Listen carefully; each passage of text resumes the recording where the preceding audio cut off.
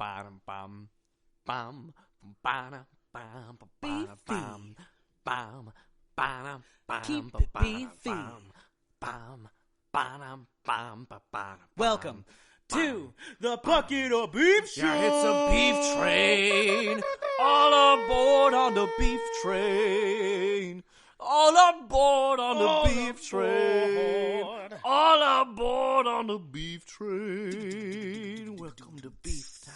Population you and me. Hello, everyone. Welcome to the Bucket of Beef Show, episode number 8. Woohoo. My name is Luke Hodson. My name is Alex Morrison. We have a great show for you today. Luke, what's going on in your life, man? What is going on in my life? Yeah, I'm taking it easy. I got a busy week coming up.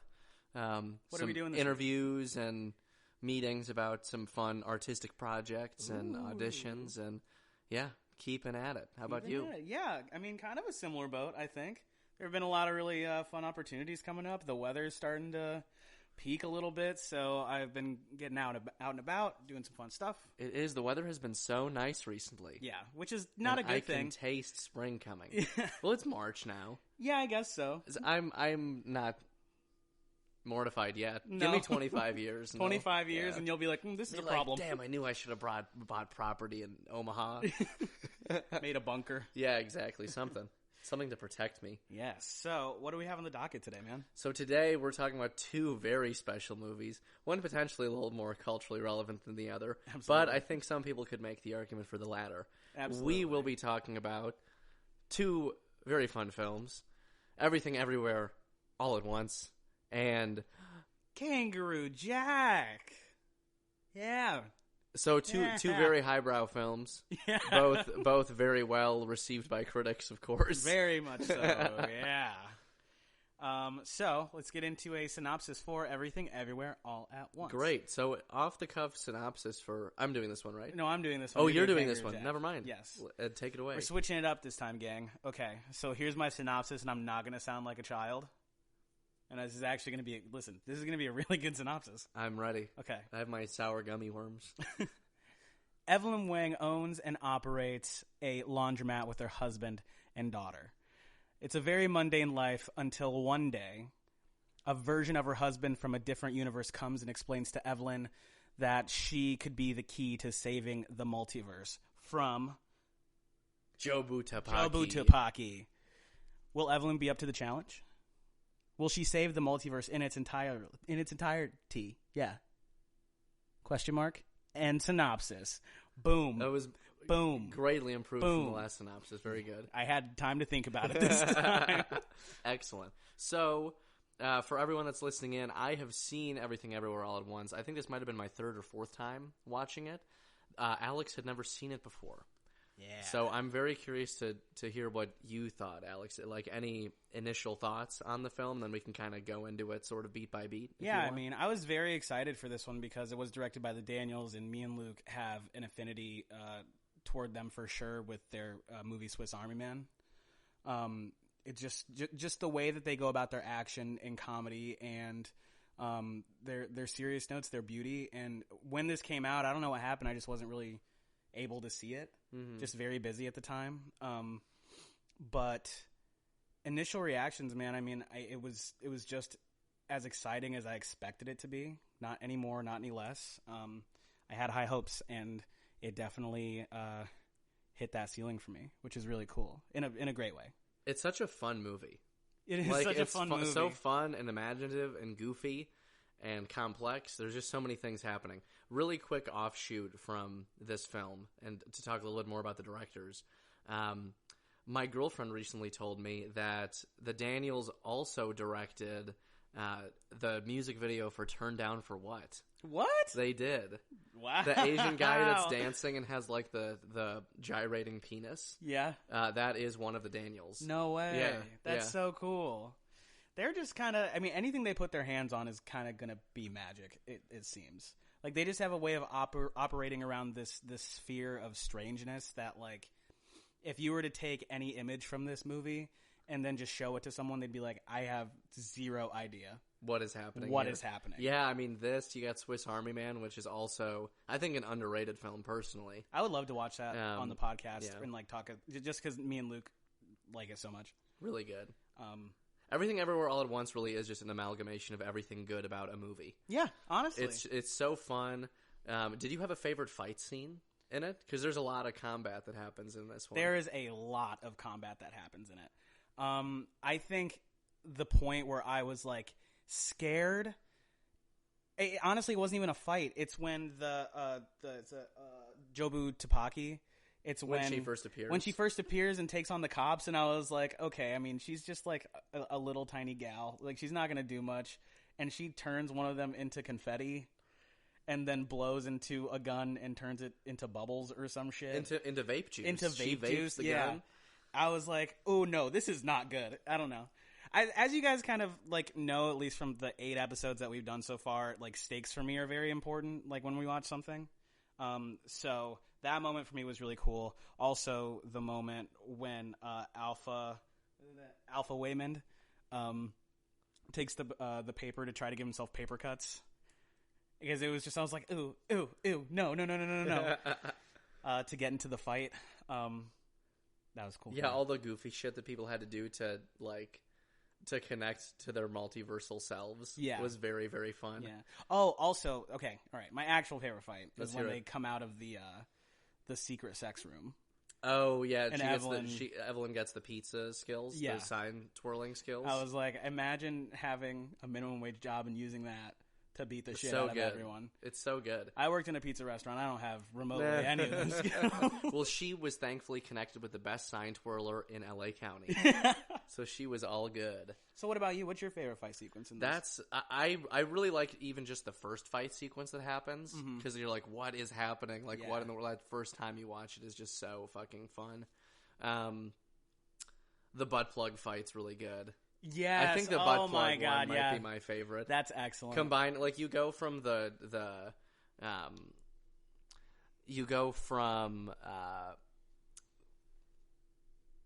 from Debbie's character, the woman with the dog, fighting Evelyn with her dog with the Shih Tzu. Yeah, it's just so. Was it a Shih Tzu? Or was it a Pomeranian? I think it was a Shih Tzu, but I might be. I think it was a Pomeranian. Let us know in the comments on Patreon, and you can DM us on Instagram and let us know. And whether on it was YouTube. a Shih Tzu, and on YouTube. Yeah, we have so many forms of media for our the beef waves to fly through at this point.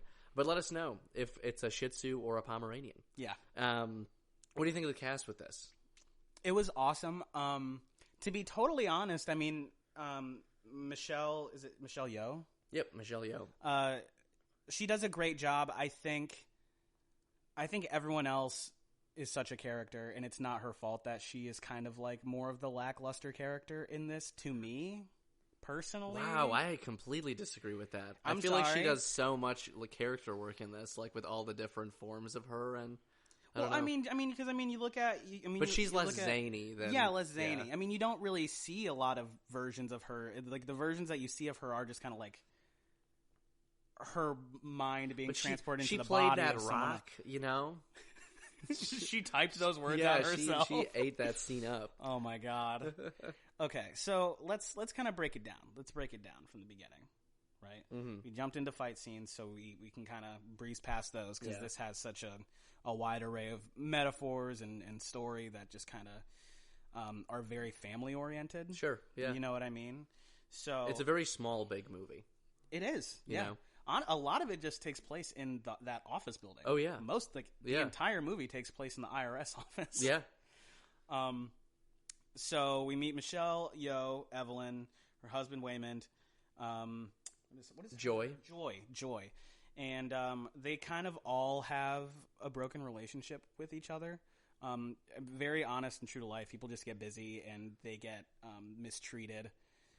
And there's a lot of misunderstanding happening. And from the very beginning, Waymond is like, I want a divorce. Well, he doesn't reveal it at the beginning. It. Yeah. That's a little bit later down the line. But it's planned. Clearly trying to, yeah. Yeah. And Joy brings home a girl that he wants... Becky.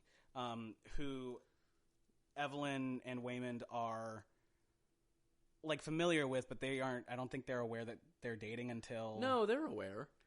Are they? Yeah, they're totally aware at the beginning of it. It's Gong Gong that they don't tell about Joy and Becky's relationship. Oh, okay. Yeah. No, I was just mistaken on that So that's kind of where the story starts. Oh, I should stop doing that. Sorry. I'm playing with my necklace. I need to stop doing it.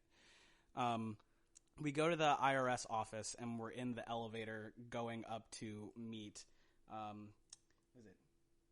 How do you Deirdre. Deirdre. That's such a hard name to pronounce. When Alpha Waymond takes over Waymond's body, and Evelyn's like, oh, shit. What is going on? And she gets like these like earpieces, and they essentially can like map her brain across the multiverse. And that's where the action starts.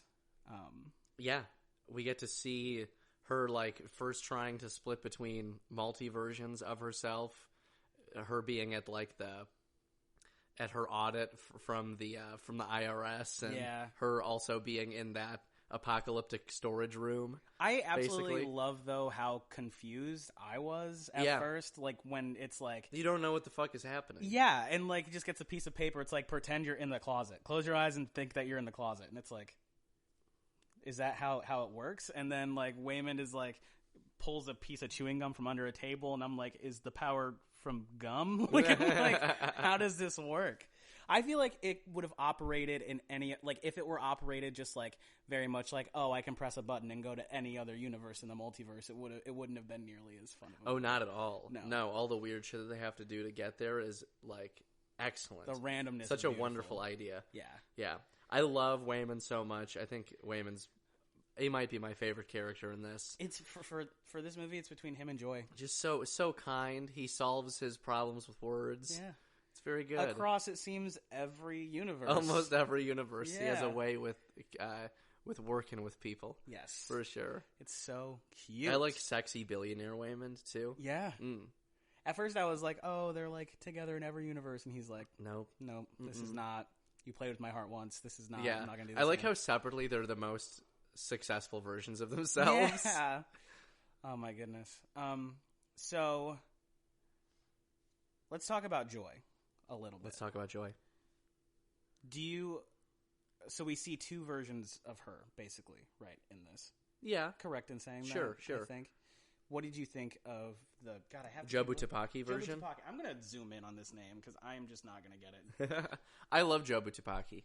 I mean, I think it's very much, like, examines the complete loss of hope that one could definitely experience. Yeah. With experiencing every heartbreak from every reality at combined. The exact same time. And it's also this film does such a cool approach to like generational trauma in this, because there's so much like shame circulating the family around Joy's this universe, this multi-version of Joy that is gay. And it's really interesting to see like how they go deeper into Evelyn and Gong Gong's relationship, all of that, like how Evelyn basically completely went against her parents' wishes, but she's like so resistant to let Joy do something similar. You see a lot of moments where Joy, not the character, but like Joy is lost, hope is lost, like very specific moments. Yeah. You know what I mean? Like, you know, Evelyn saying to Gong Gong, oh, this is her best friend. Or even like Gong Gong initially being like, what are you doing? What's like, how we're operating this is not okay. I'll handle it. The divorce. These like very just points. Yeah. I mean, I would say that that Waymond's execution of the divorce thing is a little more haphazard than like he's very hopeful. He's like, I thought like it worked out for, was it his brother who got divorced, or was it another family that it was his brother? I just couldn't remember if his brother like actually got divorced from his spouse. I think so. I'm pretty sure. Okay, but there was another pairing that like did well, were closer than ever because they brought up divorce and they fought for it and everything. Yeah. There's like a really cool mixture of misery and joy sprinkled throughout this movie. Yeah. You know? And just like the truth that Jobu Tupaki kind of brings. He's like, I made a bagel, a really big everything bagel with everything. Every single thing. And what happened? It collapsed on itself. And it's just a black hole of despair, basically. It's like, when you go in, you're not coming back out. And that's like the threat facing the multiverse, is that this thing is going to destroy everything. Yeah. And I was kind of, well, okay. We meet Jamie Lee Curtis, too. Yes. How do you feel about Jamie Lee Curtis in this? I love Jamie Lee Curtis in this. Yeah. She has so many fun comedic moments in this. Like, Jamie Lee gets to do so many. Her standard stock role, the Deirdre character, is like such a character already. Mm-hmm. And it's cool to see all of the variations. The romance that we get between Jamie Lee Curtis and Michelle Yeoh in this is wonderful. Yeah. Best cinematic romance I've ever seen. I want to know what Jamie Lee Curtis thought when she read the script. They got the hot dog fingers. I bet she bust her ass laughing. Yeah, she was like, yes. Absolutely. This is it's something so for funny. sure she would just love to do. I'm glad Yeah. she did it. So, okay, so the whole point, though, also is that Alpha Waymond goes to Evelyn and is like, if we can get you to figure out how to manipulate the multiverse, like Jobu Tupaki, who is Joy. I don't know if we said that. But they don't necessarily want... I don't know if we did. Jobu Tupaki is Joy. I don't know if they necessarily originally want her to become like Jobu Tupaki. They want her to be able to defeat Jobu Tupaki, because they kind of get worried when she starts splitting off, and they're like, we can't have two. Because you have, like, Gong Gong, like, you have, like, Ultra Instinct Gong Gong in his mech wheelchair. With his like, NASCAR wheelchair. That wants to shoot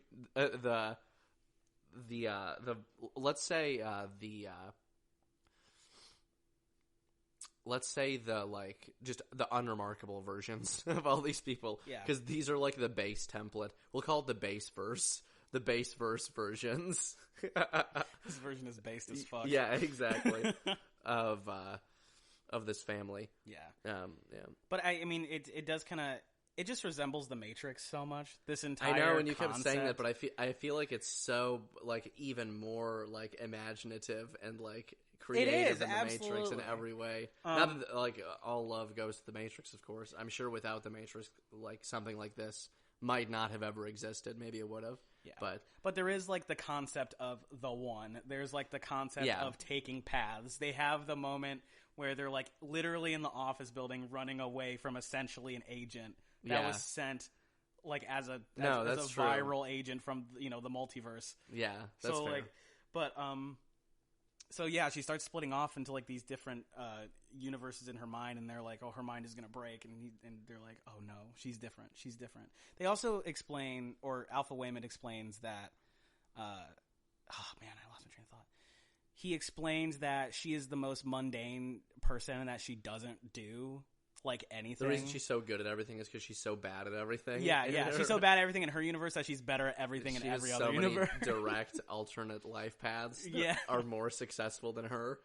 I had the thought that I was like, wow, I hope that's my case. Do you think? You think that's us? Yeah, for Yeah, sure. you think you're the based version of Alex Morrison? 100%.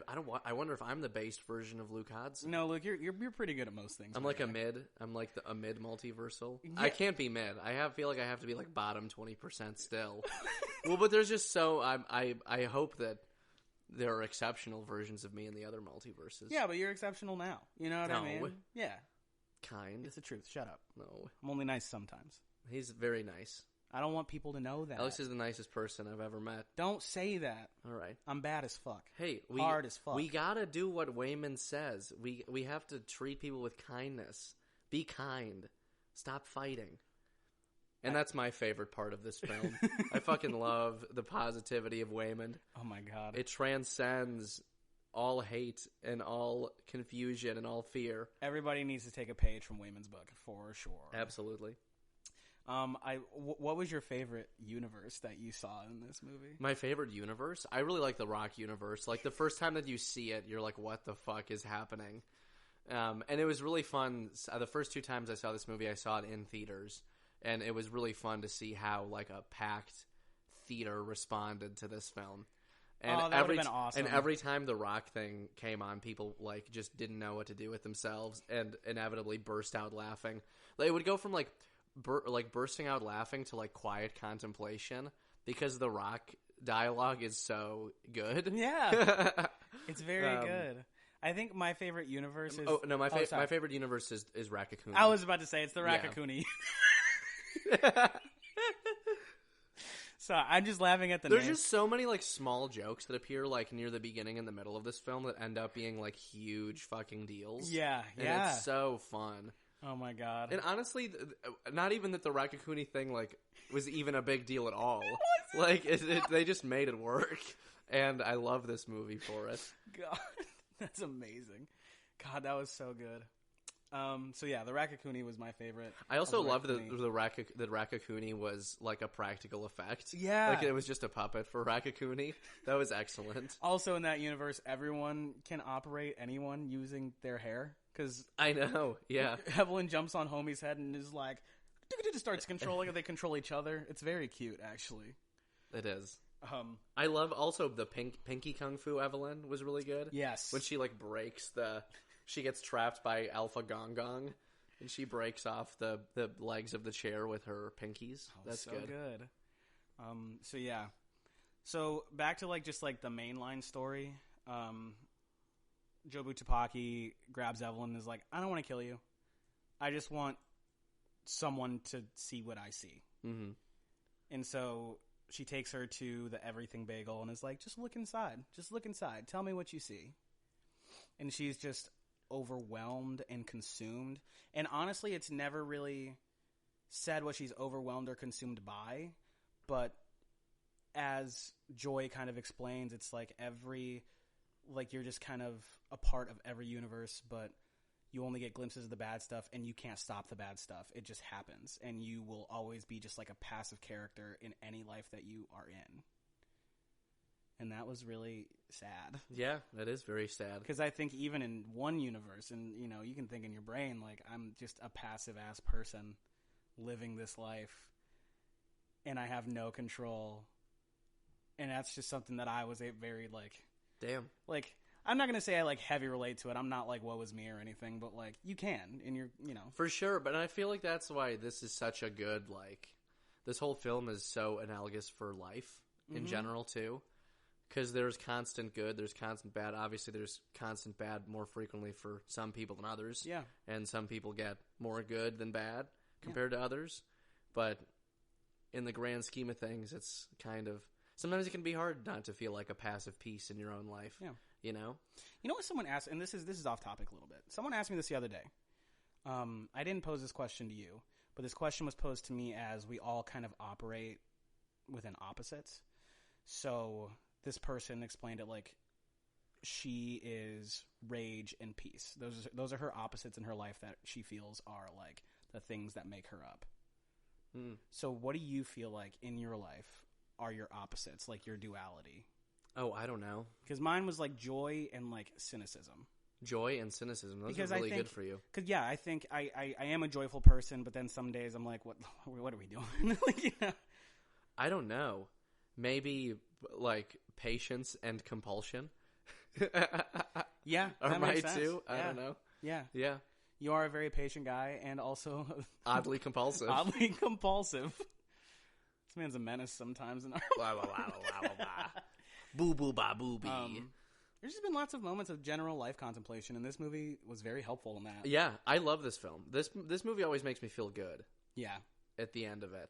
Which I can't say the same for a lot of other excellent films, you know? Yeah. But this one, like, it takes you on a roller coaster, but it ends at a calm, like a little calm, serene patch of, we can make this work. It kind of ends. It ends in the eye of the storm. Like, of course, those issues are not over. Those issues are going to rear their heads. But how we get to the end is Wayman does his whole speech on like everyone needs to be kind. Evelyn uses kind. The kindness fight is very fun. Yeah, too. the kindness as a tactic. Like I think my favorite one, the guy was like, you have a bad spine thing. That was really good. And she just, I was about to ask you which one your favorite. I think that one was what else was there?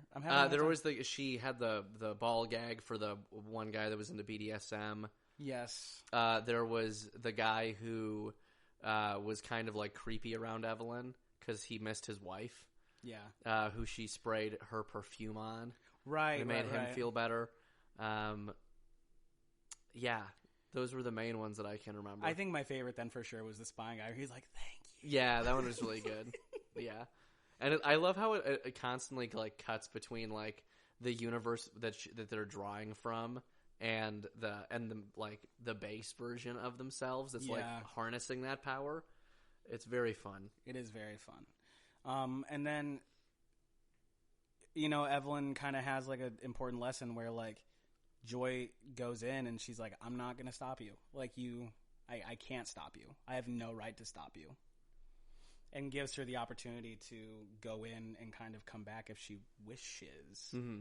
Not that either of them knew that would be the case, like, because I think everyone... Well, she kind of pulls her out at the end. Kind of, yeah, but I mean, she also reached out back for her. Yeah, that's true. Because it's something you don't know that they're going to come back and from. It's so good, like, jumping between the super, super high-stakes black hole version of the event and the event with them all back at the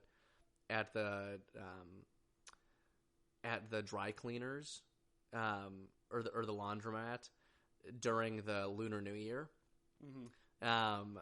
And you have, like, all that shit going down with the black hole at the IRS building, and you have just this, like, desperate parking lot conversation between mother and daughter. Mm-hmm. And that's, like, it's so cool because it takes those imaginative moments and it fuels the stakes of the mundane. Yeah. But in a really cool way, it's like sometimes, like a lot of times in life where you're going through something that feels scary and intense and kind of hard for your soul to digest.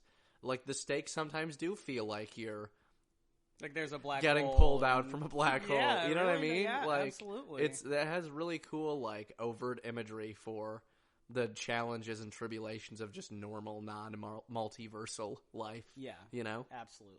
Because at the end of the day, this really is, like, a family story that, in a lot of ways, largely revolves around a tenuous relationship between a daughter that doesn't know what she wants out of her life and a mother that feels like she can't connect with her daughter in any way, you know? Mm-hmm. And it's really cool that all this can happen and it can still be distilled down to that basic concept. Absolutely. Because in the grand scheme of things, I honestly don't think this movie is... It is technically, visually, and narratively, like, so impressive and dense, but the basic tenets of the story are so simple. Mm-hmm. You know? And that's what I think makes this a really good film, is that they add all these, like, accoutrements to this, like, wonderful dish, but the base is so strong. Yeah. And they remember the reason why they're adding all this on is to complement that central story. Yeah. So I really like that about this film. I love it. I couldn't have said it better. That was beautiful. So yeah, we kind of just end it in the eye of the storm, and there is, of course, more storm, more black holes, more universes, all this wonderful stuff, and that's life for you. All right. What do you, if you could draw on any one of your multiverse selves right now and just, like, have a day spending time as that one, what would it be? Like, in that universe? Or get they do? Yeah, and be like, you still would be between universes. I'm telling you but you're primarily using it to do something in our timeline. Okay, here's the first thing that came to my mind. I want to see, like, the breakdancer step up version of myself that can, like, do, like, cool neck tricks and backflips and, you know, bounce on my hands and shit. And I want to go to a subway platform and just absolutely wow an audience like that. Nice. Yeah. I think that's the thing I would pull from right now. Not that I, like, need anything exceptional, you know what I mean? But that would be kind of cool. What about you? I think I want to be the aquatic version of myself. like I got fucking crossbred somehow with, like, I want to be Aqua Boy. I want to be Aqua Luke for a day. I was just assuming we would get. I didn't know you could, like, actually, like, change physical. Listen, form if there's hot dog finger version of Evelyn, there's got to be like Barracuda version of Luke. You know. Okay. If you, like, swim around like Shark Boy. Yeah. Really, I just want to be Shark Boy. I think that's what happened here. You would make a great Shark Boy. You think so? You should play adult Taylor Lautner. Adult Taylor. Damn it. Yeah. Taylor Lautner's already an adult, though. Yeah, but how am I going to play adult Taylor Lautner? I just think you just have. Yeah, you can do it. Yeah, you think so? Yeah, you got Shark. Taylor, tendencies. get your people. We'll talk to my people. You can play his evil twin. Yeah, I'll play your evil twin. We look exactly the same. My voice cracked there because that was the truth. My voice only cracks when I tell the honest truth. Yeah. Well, damn, man. Now I kind of want to change my answer. Too late. All right. Well. Now you have to be cheddar cheese stuffed hot dog, Alex. Now that's fine. Rotisserie chicken, Alex. That works. So cool. Let's do our ratings. Do you want to rate it first since I rated last time? Sure, absolutely. Cool. So my general ranking of this movie, there's really not much I can say that's bad about it. I think, like I said, well, okay, Michelle Yeoh, to me, like I said, was maybe the weakest link, but as what? No, stop it. Wow. Okay. Let me get through my thought. Okay. Because it's hard as a lead in anything to be like the most excitable character, and that's true. If you're an actor, writer, director, you know that's true. But not to her discredit, I think she did a very fantastic job. That being said, this movie for me gets a 9.7. It's very up there.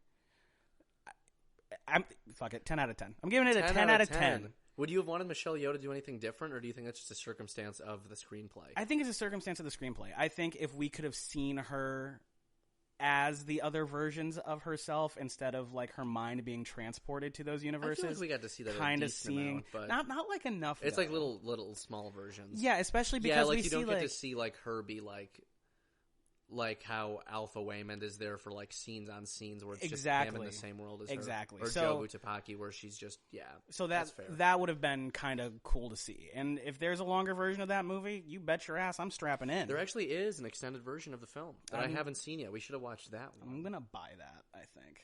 It's definitely worth it. Yeah. It's one of the most original movies I've ever seen. Yeah. Like, talk about a movie that doesn't have anything like it. You could make comparisons to similar multiversal films, but none of them come close to the level of originality that this one has, in my opinion. The closest I can think it comes to, like, if I could compare, okay, Into the Spider-Verse and The Matrix, if you put those two movies together, then it kind of comes close, but still the outright absurdity of this, and making that work for itself, and just the ability to so effortlessly balance like total bonkers goof humor with like down to earth, like grounded. We've gotten lucky with watching a lot of like grounded emotional films recently for our classic versions on this podcast.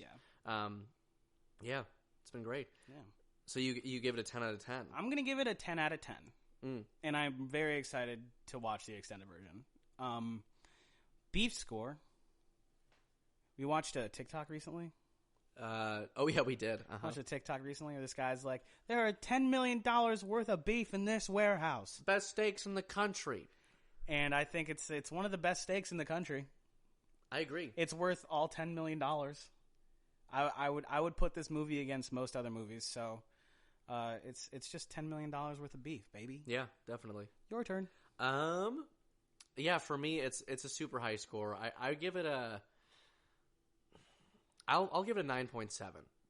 Okay. I don't know what else could be better about it, but that's just what you feel. I'm giving it a 9.7. I think, and it's so... This movie, I feel like I could truly watch, like... I could watch this movie multiple times in a year and still find incredible enjoyment from it. Mm-hmm. It's one of those films where, like, there's, like, little small things that you'll notice that like surprise you each time that you watch it, like little small details that you either forgot about or just like hadn't seen before, because there's just so much stuff jam packed into this movie. It's just a real treat, and I'm giving it a 9.7. In terms of beef score, I'm gonna give it like a multiversal bucket of beef. Like what the Everything Bagel is, but with every permutation of what beef could mean to a human being. You're so much better at this. And beyond. Damn. So I'm getting the permuted or permutated, I guess. The permutated bucket of beef is what I'm getting. Cool. Yeah. I love it. With the everything seasoning. Beautiful. Are we good with everything? I feel like I'm never going to feel good. I feel like we could talk about this for a very, very long time. We definitely could, but we do need to get on to our imaginary commercials. Our fake commercial break is on its way. Thanks for sticking thanks for sticking with us. We'll see you over in Kangaroo Jack land. In 3, 2, 1. Beep. Hey there, folks. I'm here talking with Alexander Morrison. I have a very specific request to ask you, Alex. What do you want to ask me? Who would you like this podcast episode to be sponsored by? I would like this podcast episode to be sponsored by New York ball caps. New York ball caps, folks. Yeah, you can get them for $5 on the Brooklyn Bridge, which is where I got the one I'm currently wearing right now. I don't know who it's been touched by, but I'm very excited that I got it for $5 entire dollars. They'll say things like, "Hey, folks, get your ball caps here." Because they all sound like that, right? They do. Yep. They do. And they all go, New York! It's the place to be. Yep. And then they jump 10 feet in the air. They sure do. Backflips and all. And then they say, don't hurt yourself. I just did. That's how it works. Yep. Luke, who do you want to be sponsored by? I got to think of mine. Propeller hats that help you fly. Because that's a real thing. That's going to be mine. You know, like the little dunce, little propeller caps? Yes, I know what exactly if you could what strap you're it talking on real tight and fly like you can in Mario? That seems incredibly dangerous for people to own casually. I think that would be my choice. You also get like the same level of power-ups as Mario can, and you have 99 lives. You have 99 Yep, lives? but you still can't commit crime.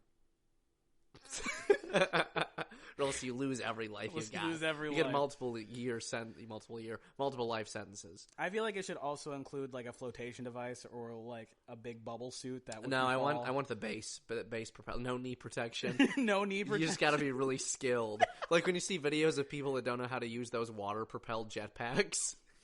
And they just eat shit immediately. Yeah. Like that. I want it to be like that, but it pulls you by your head. I feel like this is a terrible sponsorship. But you know what, though? I respect your imagination and tenacity. This episode is also sponsored by injury lawyers Harris & Harris. Morrison and Hodson. Yes. We're here to help you. Been in a neck-related / knee impact-related propeller hat incident. We've helped our clients get millions of dollars. Call 1-800-OUCHIE. Oh. And we'll get you straightened away. Mm-hmm. Yeah. You know it. Alrighty. We good with our sponsors? I think we are. Oh, it's getting so hot. I think we're under the... Is that a bilby? The Australian sun. Whoa! Let's get to the other side of this commercial. I think we might be there in 3, 2, 1.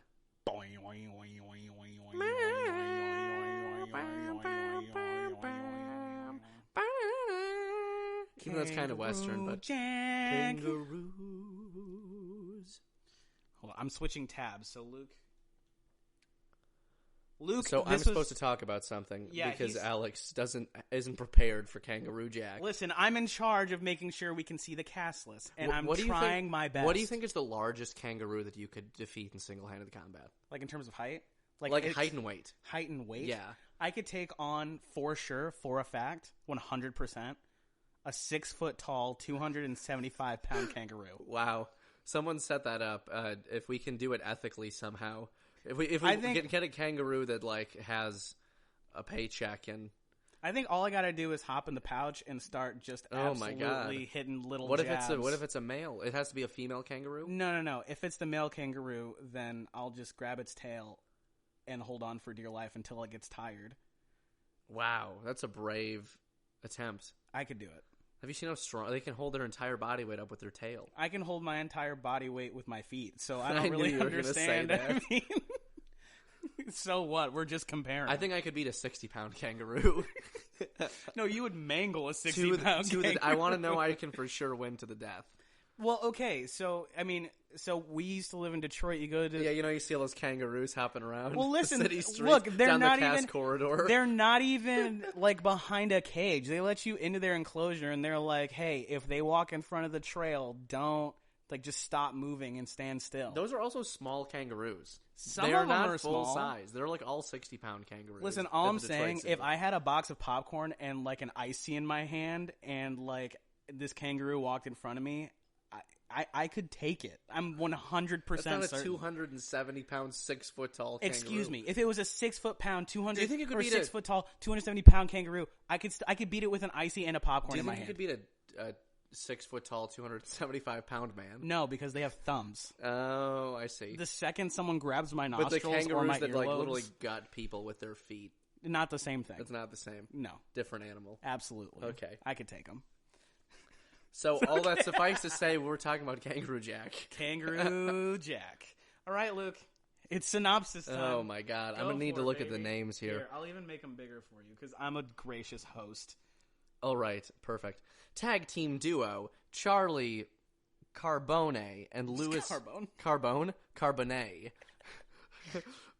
Charlie Carbone and Luis Bouquier. Are two ragtag, fun-loving guys that live in the heart of Brooklyn, whatever that means to someone in the 2000s. Who's not familiar with New York. Yeah. Lewis is always getting Charlie into trouble. Too bad Charlie's stepdad is the head of a notorious crime family. Oh. When too many deals go sour for this dynamic duo, they get sent on a one-way trip to Australia, home of the wallaby, home of the kangaroo, home of the koala. But don't think too much about the koala. We're all about that kangaroo. They've got $50,000 in cash that they're supposed to hand to another Australian gangbanger. When something goes awry, they hit a kangaroo with their truck. The kangaroo gets their cash and their jacket. How are they going to get out of this one? Good thing there's a really beautiful nature-loving gal that can help them out. It's the 2000s. Who knows what's going to happen there? So that's my synopsis for Kangaroo Jack. I had never seen this movie before. Oh my fucking God. Alex had seen this movie. Why were you excited to watch Kangaroo Jack, Alex? A lot of reasons. Bruh, Stop it! Primarily, this cast is stacked, and for those of you who don't know, this movie... This is a very unexpectedly stacked cast. Yeah. Well, this movie was supposed to be, like, rated R, and it ended up... the rating was brought down to, like, PG. So the adventure is, as much as it's, like, set up for, like, a kid movie, a lot of this sometimes is not. No, and it's interesting because, just to put this in perspective, so I personally found a similar level of enjoyment out of Kangaroo Jack that I got out of The Mummy. Mm-hmm. To me, it's absolutely crazy, the disparity in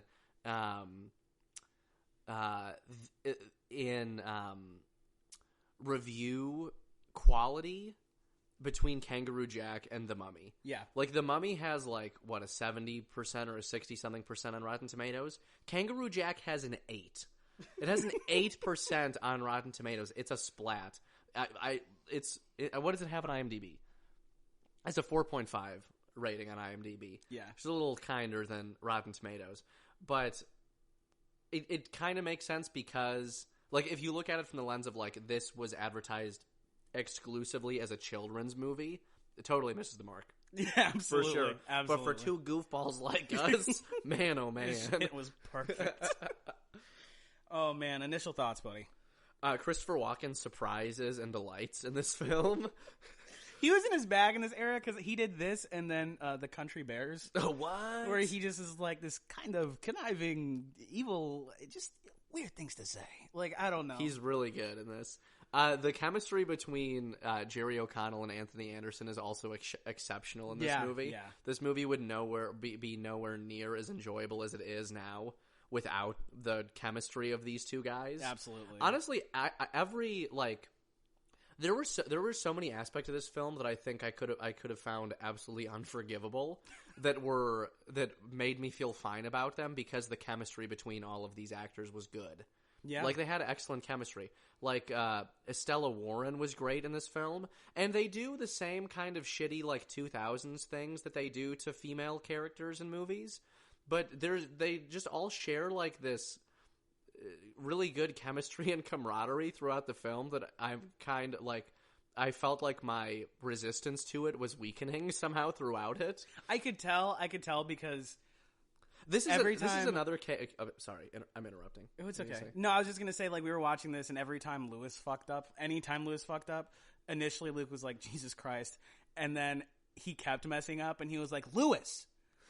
I did get mad. Jeez, Lewis! Like, it was just like he was getting more invested. I could literally hear him. So I was like, this was the job. Lewis doesn't stop. We also have another case of sexual assault starting the sparks flying for a romantic love interest. Goddamn early 2000s. In this fucking film. I would say that Jerry O'Connell's was maybe a little bit less, it's still egregious, obviously, a little less intentional than fucking Brendan Fraser's The Mummy kiss. Oh, absolutely. Because in his defense, he does think it's a sexy mirage dream. Saying that without knowing the exact contents of that, it sounds absolutely cringeworthy and horrifying. Heinous, yeah, a little bit. But, and it is heinous. It's just, yeah, it's the 2000s, and I think I've just been beaten down by it. By how many 2000s? Yeah. Shit, every film is guilty of it in the 2000s. Like, there's not one. Please tell us, give us one that isn't like this. Please. Because honestly, tell me any rom-com, not that this is remotely a rom-com, no. But give me any rom-com from the early 2000s that doesn't involve sexual harassment or assault. I will give you $20. That's like widely that was widely popular. That doesn't have at least one instance of either sexual assault or harassment. Let me know. I was like Zorro in my head when you said that. And then you went, oh, never mind. Yeah, no, he strips that girl with a sword. Yep. Yep. It's bad. Oh, Jesus Christ. But we're the wrong generation. Yeah, clearly. Come on. All right, bub. So, yeah, that was my little rant. I feel like Kangaroo Jack has unlocked too much in me. So much animosity. His face is red. I can see it. So we start in Brooklyn. Or no, we don't start in Brooklyn. We start with these two as kids. And I looked at Luke and I was like, this is us as children. It literally is. I kind of wish that we were friends as kids. Yeah, I do too. We would have had a blast. Yeah. For sure. Where Charlie is saved by Lewis because Charlie's drowning or whatever, and then you see a baby version of Michael Shannon's Frankie, and from then on it's like a Jerry O'Connell narration, but he's like, Lewis never let this go, that I saved his life, yeah, and now we get this standard early 2000s white guy narration, yeah, this checks a lot of boxes for the early 2000s, yeah, lots of boxes, but then Charlie's like, and then I owed Louis Booker for the rest of my life, basically. And Charlie's working out of a hair salon. He went to beauty school. And Lewis is like, hey, I got to get these TVs across town. As you do. And he's like, this is... just another day in Brooklyn, baby. Yeah. He's like, this is pretty illegal, man. I'm already... My stepdad is with the mafia. This is not good. And Salvatore Maggio. Yeah, Salvatore Maggio. Salvatore Maggiani. But he's like, you owe me. And Charlie's like, cool. So then... what happens, man?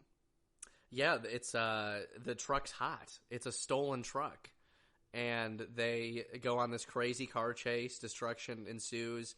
They jump out of into a trash chute and into the river. Yeah. Well, because Lewis is so fucking dumb, he takes the truck to lay low, but it ends up being Salvatore Maggio's warehouse where he stores all of his stolen shit. Yeah, just very randomly in all of New York. It's the biggest crime bust in the history of New York City. And he's at least listen, when they fail big. Yeah, very true, very true. And so Salvatore Maggio's like, well, you got chicken blooded, so you can't. What does he say? He says something along the lines of a lion can raise a mouse, but a mouse is still a mouse. Yeah, but a mouse is still a mouse. Yeah, very good. I like that one. That was nice. So he's like, you need to get this $50,000 or this bag. They don't know there's $50,000 in it yet. You're going to get this bag to Australia. You're going to give it to a guy named Mr. Smith, and then you're going to come home. And they're like, okay. Allegedly, yeah. But we know as the audience, once Charlie and Lewis leave, that they're like, it's a one-way trip. They ain't coming back. That one wasn't good. I can't do Christopher Walken. I think I can a little I feel bit. I end up coming kind of like him. Like if a Mickey Mouse was sort of also Christopher Walken. You're giving me the guy from Home Alone a little bit. Give him the tickets, Goofy. They're not coming back. But then one of my first really good, one of the first good gags in this movie is they're on the plane. Charlie goes to the bathroom. You think that's a good gag? That's one of my least favorite gags. I thought this it was entire film. excellent. Well, because I don't even think you were paying attention during some of it. During the part of this gag, where he like opens the money, he's like, "Oh my god!" and he goes into the bathroom with Charlie, and they're like, "Oh, it's so big and green." Yeah, like just pick it up. No, can I smell it? I don't know. I really like that bit. I thought it was cute. Some good old potty humor. Yeah, on the plane. So then, why don't you get us into the main action of this? Yeah, so the main action with this film basically happens when they're driving to the drop zone for Mr. Smith. They hit a kangaroo, and then Lewis is his Lewis self and decides he's like, "Oh, it looks like Jackie. Jackie Legs from Canarsie," which he does apparently. They start posing with this dead kangaroo. They're taking pictures. Lewis puts on the jacket that he has, this red jacket that he has. Does it say Brooklyn on it? It says Brooklyn. Yeah, it's this red zip-up hoodie that says Brooklyn. And then the kangaroo wakes up, beats them up, and runs away. Little do they know, the money, the $50,000 they're supposed to give to Mr. Smith, is in the kangaroo's pocket. And that's kind of where we are. That's the chase for the entire movie. And they can't catch this fucking kangaroo for shit. Which, how could you? You're in the middle of the outback. In the middle of the outback. And they get so lucky. I love the bar that they go to. We get another great, so many comparisons between this and The Mummy. We get a really great pilot character. An old man. Yeah, we get the drunk Australian guy instead of a sober old Englishman. Who did you like more out of pilots? Oh, the Englishman, for sure. The Englishman you liked more? He was so for the adventure. He was like... That is true. He did have like a certain sense of moxie to him. Yeah. Yeah. You put that pilot against the people he was attacked by, Frankie and his goons, I feel like he would have held his own at least a little bit. Yeah. I think so. He pulls out his officer's pistol and gets things taken care of. But in this bar, this is where Lewis separately meets Jesse, who runs the... an animal sanctuary, Yeah, basically. An animal sanctuary, yeah. And she's like, well, go get a tranquilizer gun. That's the best way you're going to find this kangaroo. Like, find a plane. Go do that. I don't know where they find the money to do all this. I don't know if either. they're, like, telling everybody that they're working on spec and that they'll pay him at the end of the project. Yeah, it's like off of merit or something. Or, like, the guy was so drunk, he was like, I'll fly a plane. I don't give a fuck. You have a tranquilizer gun? That's cool. And then, so... They take the plane out. Lewis shoots fucking the old man in the neck Aussie with the tranquilizer gun. Plane goes down. Nobody dies. Everyone's fine. No broken bones. Because it's a kids' movie. Remember. Wonder if in the rated R version. I don't want to know what happened. I don't know what depravity they did in the rated R version. I like to know. so much want to see it, and also know it's probably a shit show. Probably, but it'd be great to see what that original cut looked like. Yeah, and then Frankie is like, okay, I guess I got to go to Australia. So they go to Australia. They get in the car with his guide, and they're on the way. Mm-hmm. So we know what's going on right now. They start. Lewis and Charlie start walking into the desert, and a bunch of dingoes are there. Charlie makes a really mean fat joke. He's like, well, because you're like the all-you-can-eat buffet, and I'm the salad. I'm the salad. So get eaten, bitch. Damn. And then like a random sandstorm happens. Yeah, random sandstorm happens. They're like super. I liked the sandstorm bits. I liked it when Charlie sees the car and he's like finds the Slurpee and is like rolling down the windows and playing music, and then he's just sitting in the sand. That's very fun. This is where we also see Jesse again.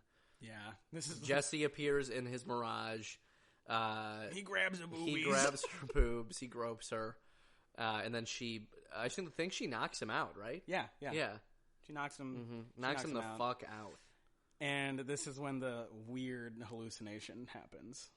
Yes. Mm-hmm. This is because when I was a kid, which is what I thought all of Kangaroo Jack was like. We all did. I always thought that Kangaroo Jack just talked the whole movie. We all did. When we were younger, you saw the poster. You were like, oh, so this kangaroo has sunglasses and a jacket and is really cool, probably.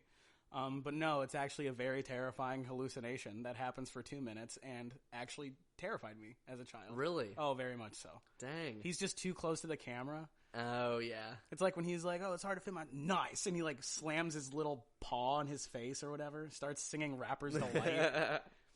I also like how they randomly play the intro to Gangster's Paradise whenever Jackie Legs gets away. Like it happens 6 times. Yeah, it happens a lot. Or no, it's not Gangster's Paradise. It's Rap. bum bum bum bum bum bum bum bum bum bum bum bum bum bum. Well, what is that one? Hold up. I know what you're talking about. Oh, come on. I don't remember the name. It's from The Chronic. Oh, shame on us for not remembering the name of that that's song. bad. The next episode.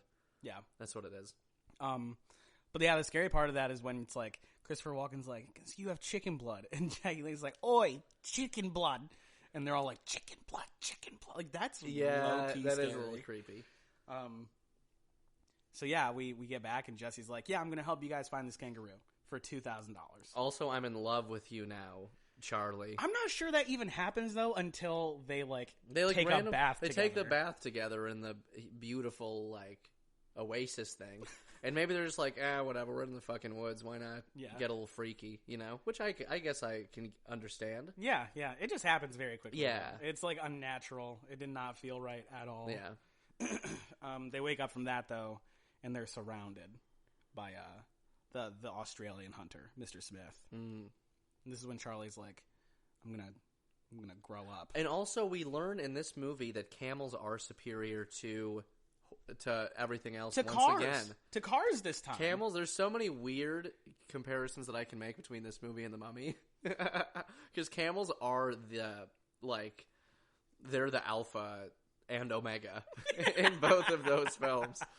Yeah, a lot of use out of the camels in this one. Yes. And just go because I'm about to bring up the hairdressing scissors because he uses the hairdressing scissors to escape the ropes. Yeah. But just going back a little bit, when they're at customs, and tell me because I've never gone through customs at all. When you get to a place, do you go through security again? It depends on the place that you go to. Typically, you don't. Okay. Typically, you will not go through security again. Because watching this, I was like, why are they going through security again? Typically, but you do have to go through customs. Okay. So if you go to a different country, you always have to go through customs. They'll typically have different lines. So in Australia, they probably would have a line just for Australian citizens and then another line for foreigners. Okay. And it's the same thing. Okay. In Europe, they'll do the EU line and the other line. Yeah. Same thing when you come back into the U.S. from another country. They'll always ask if you have something to declare. And anything over $10,000 is something that you are legally obligated to disclose. Yeah. Mm-hmm. Okay. I actually think that bit is probably my favorite comedic bit, is when Lewis is taking pictures with the customs guy or whatever. That is fun. And then Charlie walks up and is just like, "G'day, mate." And immediately gets bodied. Yeah. It's because of his hairdressing scissors, which he just keeps in his back pocket. And they let him keep them for some reason. Yeah. Maybe he buys another pair.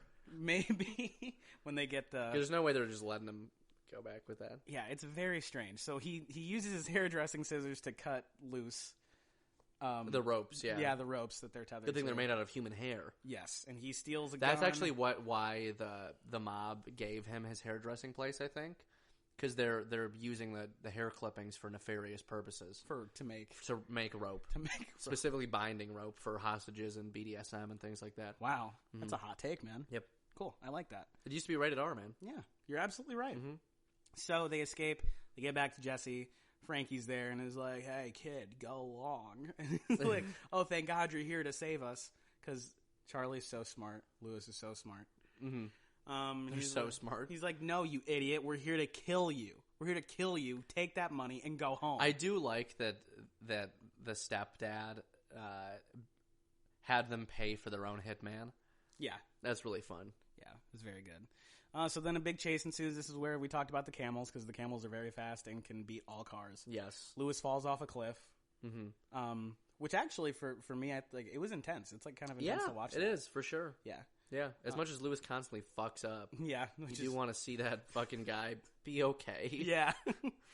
They get him up, and they have a sweet moment where he's like, "Hey, you saved me. I don't owe you anymore. You don't have to be my friend. I fuck up a lot." Mm-hmm. He's like, "No, man.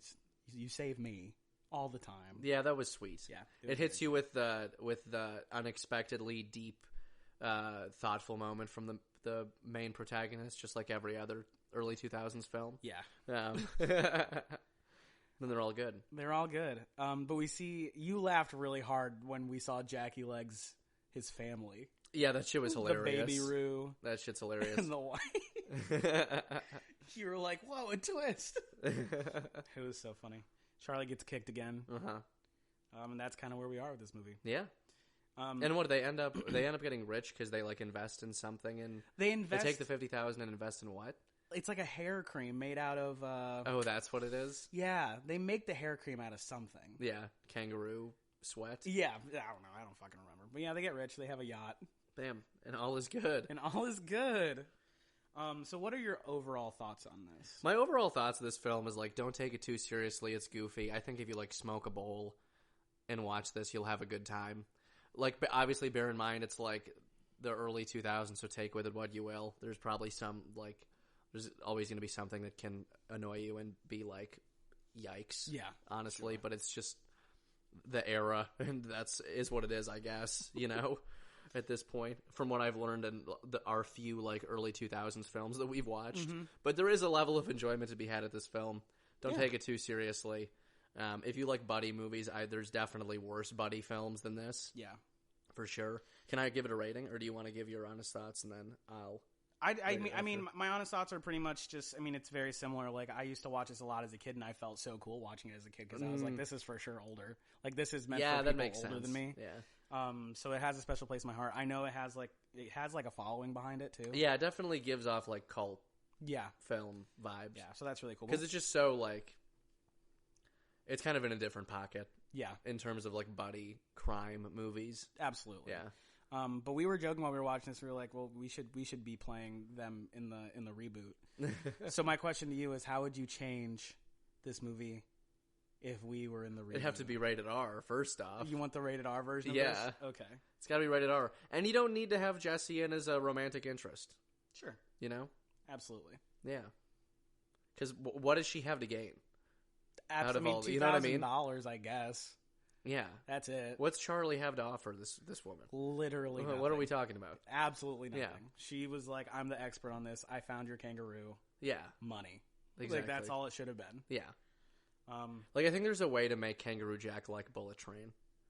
Yeah? I do. Really? Yeah. That's kind of an interesting crazy thought. Western, like a Westerny vibe, like a little bit more fast-paced. Fast-paced. Couple more explosions. Yeah. Yeah. I agree with that, for sure. But go ahead with your rating on this one.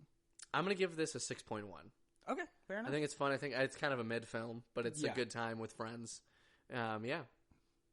That's basically it. What's your beef score? My beef score, I'll give it it's a quarter pounder for me. Quarter pounder. I don't think it's like a must-watch in any way, but it is fun. Yeah, it's a fun, goofy movie. If you got a buddy that you can relate to with it, yeah, it's fun. It's very good. I'm probably gonna give it a 6.5. Also, nothing crazy. Especially watching this, like right before Everything Everywhere All at Once. I think even the 6s are kind of high scores. Like if we're comparing, I think so too. You know, and I'll just say, it's a smash burger. I think it's that's good. Yeah, cut in half so you can share it with. It's a friend. like it's a meal from fucking what's that Australian there's an Australian fast food place. I can't remember the name of it. My brother in Christ, I would never know. Oh, he's looking it up, gang. Let's see what it is. Australian fast food. I feel like this might take a second. No, it won't. Hungry Jack. Hungry Jack. Okay. Cool.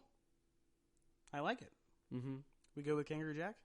Yeah, I think we are good for Kangaroo Jack. Alrighty. Well, that about wraps us up here, folks. If you would like to, and I mean, of course you don't have to, but it would make us so happy if you did. Yeah, just follow us on Instagram and Facebook and YouTube at Bucket of Beef Show. We did just start a TikTok of the same name. We're not really sure what we're going to do with it, but it'll be clout. Fun. Numbers up. Alrighty. Please also be sure to follow us on Patreon. We sincerely appreciate everyone that has joined us as a patron. We're very excited to get some more and make additional great content for you guys. You can join us on Patreon to get access to all of the Last of Us reviews that we've done for HBO's rendition of The Last of Us. And there are 2 episodes left. 2 episodes left. Again, if you do sign up, you'll still have access to all of the older ones that we released. We'll be discussing probably pretty soon what the next Patreon exclusive podcast is going to be. but you will obviously be included in that as well. You also get voting power on what we get to watch next. If you're on the Patreon, you'll be able to vote for a Patreon specific poll that dictates one of the movies that we'll be talking about throughout the show. If you're on any social media, you'll be able to vote for the other one. So if you want full power over what we're going to be talking about on episodes week by week, make sure to follow us on Patreon. Yep, it's $4 a month. Not yes, crazy. Please. You also get early access to our newest episodes, so if you have a beef itch that you just can't quite scratch, we can help you out with some early access on Patreon. All right, now we get to our Patreon shout-outs. This is the first time we've done this. It is. On the main pod. Yep. So, Luke, you want to start? All right, a sweet, sweet thank you to Dwight, to Adam, to Julia, to Dina. Let me get in there. Brittany, you take the rest. Olga, Rick, Nicole, Nikita, Nicholas Struby. Thank you so much, sir. We love you. And we'll hope to see you on the next episode for episode number 9. As always, stay curious. Stay kind. Enticed. Stay beefy. Beefalicious definitions Make them boys go beefy. What? Bye.